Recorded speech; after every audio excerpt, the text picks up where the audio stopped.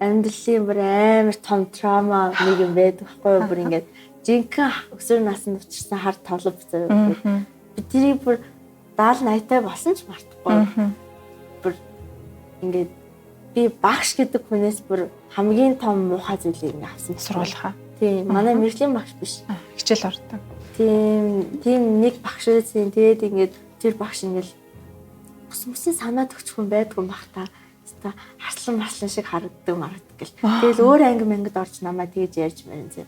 Тэнгүүд ингээд өвлийн хар хүүтэнд бид нар одоо өдөр ордог. Тэнгүүд 6-7-г тарахаар чинь бүр хав ханах байгаа шүү дээ. 5-г л харах байна. Тэгээд дээрэс нь би чинь нөгөө нэг сургуулаасаа нэлээд зайтай. Тэнгүүд таксидэж мөнгө үржсэнээс гэ тэр үед найзтайгаа автобустай явчихдаг байсан байхгүй юу. Тэгээд ингээд бүр тийм ингээд байхад чинь намайг бүр ингээд яг намайг бүр ингэж жаад ингээд өвлдөж анги цэвэрлүүлдэг.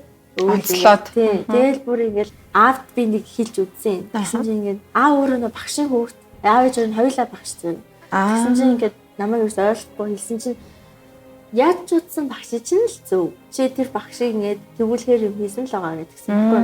Тэг яа хүндээ би яг юу хийсэн. Тийм. Тэгэнгүүт ингээд хэлж чадхаа болчихж байгаа байхгүй. Тэр хүний бодхоо бүр ингээд уйлж гаддаг байхгүй юу. Тэгээд тэгээ ашгүй одоо ингээд би төссөн.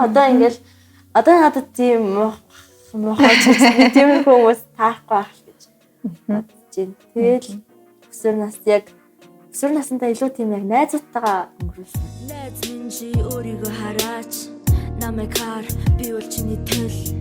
Миний өрмийг хуглаагүй намайг орхиж яваагүй. Улсын шалгалтын дээр зөвхөн өөрийгөө бодоогүй.